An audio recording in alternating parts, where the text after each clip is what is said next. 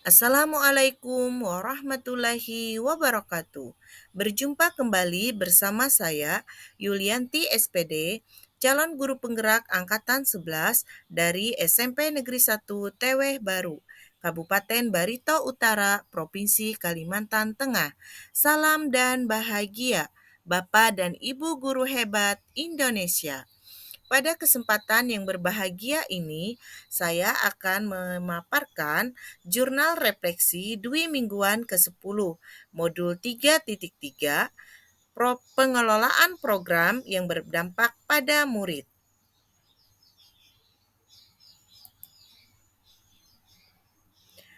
Saya akan melakukan refleksi dengan menjawab beberapa pertanyaan refleksi berikut ini. Yang pertama, apa yang telah Ibu Bapak pahami tentang konsep kepemimpinan murid atau student agency? Yang kedua, bagaimana Ibu Bapak dapat mendorong dan mempromosikan suara, pilihan, dan kepemilikan murid di kelas? Yang ketiga, hal konkret apa yang akan Ibu Bapak lakukan sesuai dengan konteks keadaan nyata yang dihadapi? Pikirkan aset atau kekuatan yang dimiliki untuk mewujudkan 7 karakteristik lingkungan yang menumbuh kembangkan kepemimpinan murid di sekolah. Saya akan menjawab pertanyaan yang pertama, yaitu apa yang telah Ibu Bapak pahami tentang konsep kepemimpinan murid atau student agency. Student agency atau kepemimpinan murid adalah tentang murid yang bertindak secara aktif dan membuat keputusan serta pilihan bertanggung jawab daripada hanya sekedar menerima apa yang ditentukan oleh orang lain. Saat murid menjadi pemimpin dan mengambil peran aktif dalam proses pembelajaran mereka sendiri, maka hubungan yang tercipta antara guru dengan murid akan mengalami perubahan karena hubungannya akan menjadi bersifat kemitraan. Dalam hubungan yang bersifat kemitraan ini, saat murid belajar, mereka akan yang pertama, berusaha untuk memahami tujuan pembelajaran yang ingin dicapainya. Kedua, menunjukkan keterlibatan dalam proses pembelajaran. Yang ketiga, menunjukkan tanggung jawab dalam proses pembelajaran. Yang keempat, menunjukkan rasa ingin tahu. Yang kelima, menunjukkan inisiatif. Yang keenam, membuat pilihan-pilihan tindakan. Yang ketujuh, memberikan umpan balik kepada satu sama lain. Di sisi lain, guru yang akan mengambil peranan sebagai mitra murid dalam belajar akan satu, berusaha secara aktif mendengarkan, menghormati, dan menanggapi ide-ide, pendapat, pertanyaan, aspirasi, dan perspektif murid-murid mereka. Yang kedua, memperhatikan kemampuan, kebutuhan, dan minat murid-murid mereka untuk memastikan proses pembelajaran sesuai untuk mereka. Yang ketiga, mendorong murid untuk mengeksplorasi minat mereka dengan memberi mereka tugas-tugas terbuka. Yang keempat, menawarkan kesempatan kepada murid untuk menunjukkan kreativitas dan mengambil resiko. Yang kelima, mempertimbangkan sejauh mana tingkat bantuan yang harus diberikan kepada murid berdasarkan informasi yang mereka miliki. Yang keenam, menunjukkan minat dan keingintahuan untuk mendengarkan dan menanggapi setiap aktivitas murid untuk memperluas pemikiran mereka. Dapat kita simpulkan, kepemimpinan murid adalah satu, sesuatu yang dapat kita dorong. Dua, murid mengambil kepemilikan dan tanggung jawab atas proses pembelajaran mereka sendiri. Yang ketiga, murid memiliki suara dan pilihan atas apa yang akan mereka pelajari, bagaimana mereka belajar, dan mengorganisir pembelajaran mereka. Yang keempat, murid dapat memilih arah dan cara mencapai tujuan pembelajaran sendiri.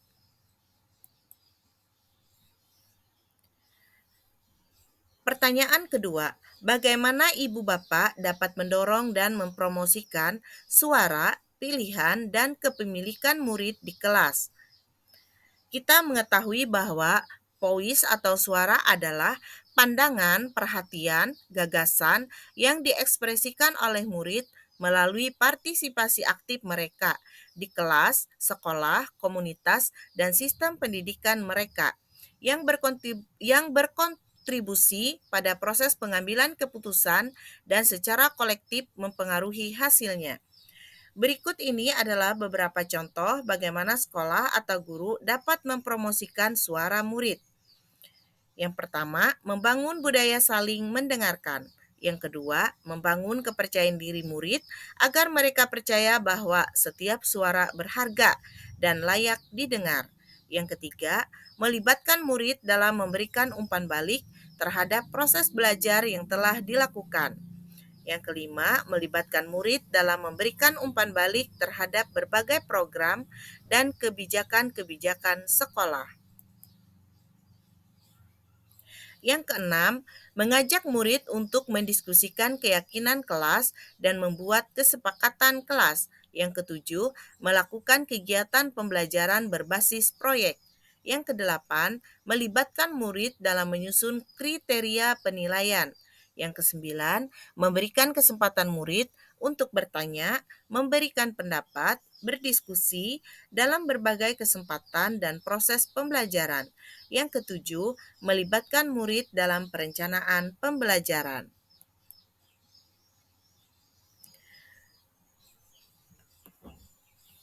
Pilihan atau choice adalah peluang yang diberikan kepada murid untuk memilih kesempatan-kesempatan dalam ranah sosial, lingkungan, dan pembelajaran. Berikut ini adalah beberapa contoh bagaimana guru dapat mendorong dan menyediakan pilihan bagi murid-muridnya. Pertama, membuka cakrawala murid bahwa ada berbagai pilihan atau alternatif yang dapat dijadikan bahan pertimbangan sebelum menentukan sebuah keputusan. Yang kedua, memberikan kesempatan bagi murid untuk memilih bagaimana mereka mendemonstrasikan pemahamannya tentang apa yang telah mereka pelajari. Yang ketiga, memberikan kesempatan pada murid untuk memilih peran yang dapat mereka ambil dalam sebuah kegiatan atau program. Yang keempat, memberikan murid kesempatan untuk memilih kelompok. Yang kelima, memberikan kesempatan murid untuk mengelola pengaturan kegiatan. Yang keenam, menggunakan musyawarah untuk mengambil keputusan atau jika memang diperlukan melalui voting untuk mempraktekkan langkah tindakan atau aktivitas berikutnya. Yang ketujuh, mengajak OSIS membuat daftar kegiatan atau event dan memberikan kesempatan untuk memilih mana kegiatan yang ingin mereka lakukan di dalam 1 tahun ajaran. Yang kedelapan, memberi kesempatan pada murid untuk menentukan sendiri bentuk penugasan yang mereka inginkan. Kesembilan, memberikan kesempatan pada murid untuk mempresentasikan hasil kerja atau proyek sesuai dengan gaya, minat, dan bakat mereka. Yang kesepuluh, memberikan kesempatan pada murid untuk menggali sumber-sumber belajar sesuai minat mereka. Yang ke-11, memberikan kesempatan pada murid untuk mengevaluasi pembelajarannya. Yang ke-12, memberikan kesempatan pada murid untuk menentukan rencana, jadwal, atau agenda dalam melaksanakan pembelajarannya. Selanjutnya, kepemilikan bukanlah sesuatu yang bisa diberikan, melainkan sesuatu yang berkembang dalam struktur dan proses yang menyiratkan rasa hormat terhadap otonomi, kekuasaan, suara, dan tanggung jawab kepada orang lain. Berikut ini adalah beberapa contoh mempromosikan kepemilikan murid. Pertama, merespon dan menindaklanjuti masukan dan umpan balik dari murid. Yang kedua, meminta pendapat murid untuk menentukan bentuk penugasan. Yang ketiga, menciptakan lingkungan belajar di mana murid dapat menetapkan tujuan belajar dan kriteria keberhasilan mereka sendiri, dan memantau dan menyesuaikan pembelajaran mereka. Yang keempat, secara terus-menerus tunjukkan kepada murid bagaimana mereka menjadi pembelajar yang lebih baik dari hari ke hari, misalnya dengan belajar untuk menerima kesalahan. Yang kelima, memajang pekerjaan-pekerjaan murid di kelas. Yang keenam, melakukan penilaian diri atau self-assessment. Yang kedelapan, membuat sudut murid di salah satu bagian sekolah. Kemudian memberikan jadwal untuk setiap kelas untuk melakukan sesuatu di sudut tersebut. Yang kedelapan, memberi kesempatan murid membawa sumber-sumber pembelajaran yang mungkin mereka miliki dan meminta mereka berbagi.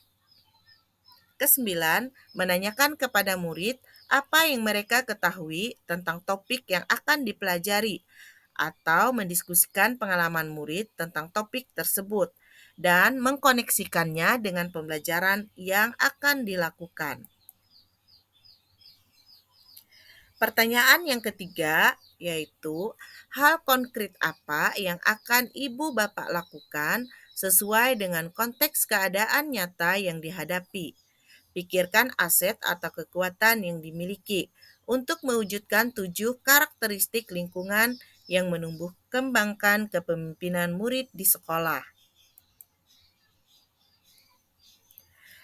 Berikut ini akan saya paparkan kegiatan yang akan kami lakukan untuk menumbuhkan karakteristik lingkungan yang menumbuh kembangkan kepemimpinan murid di sekolah adalah: yang pertama, melaksanakan pembelajaran berdiferensiasi, pembelajaran sosial emosional, dan menyediakan lingkungan pembelajaran yang kondusif bagi murid, agar dapat memberikan kesempatan kepada murid menggunakan pola pikir positif dan merasakan emosi yang positif, melatih keterampilan yang dibutuhkan murid dalam proses pencapaian tujuan akademik maupun non-akademiknya, mengembangkan keterampilan berinteraksi sosial secara positif, arif dan bijaksana, dan lingkungan yang menempatkan murid sedemikian rupa sehingga terlibat aktif dalam proses belajarnya sendiri.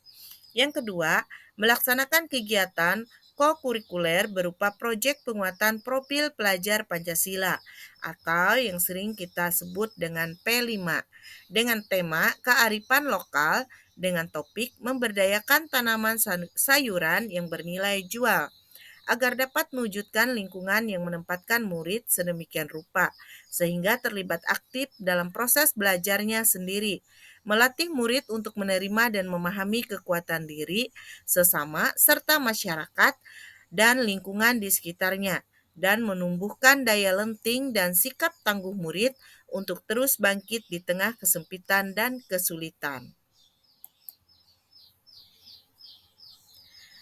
Kegiatan selanjutnya yaitu melaksanakan kegiatan Jumat bersih, yaitu setiap hari Jumat setelah selesai senam pagi, murid bersama-sama dengan guru membersihkan lingkungan sekolah untuk membuka wawasan murid agar dapat menentukan dan menindaklanjuti tujuan, harapan atau mimpi yang manfaat dan kebaikannya melampaui pemenuhan kepentingan individu, kelompok maupun golongan.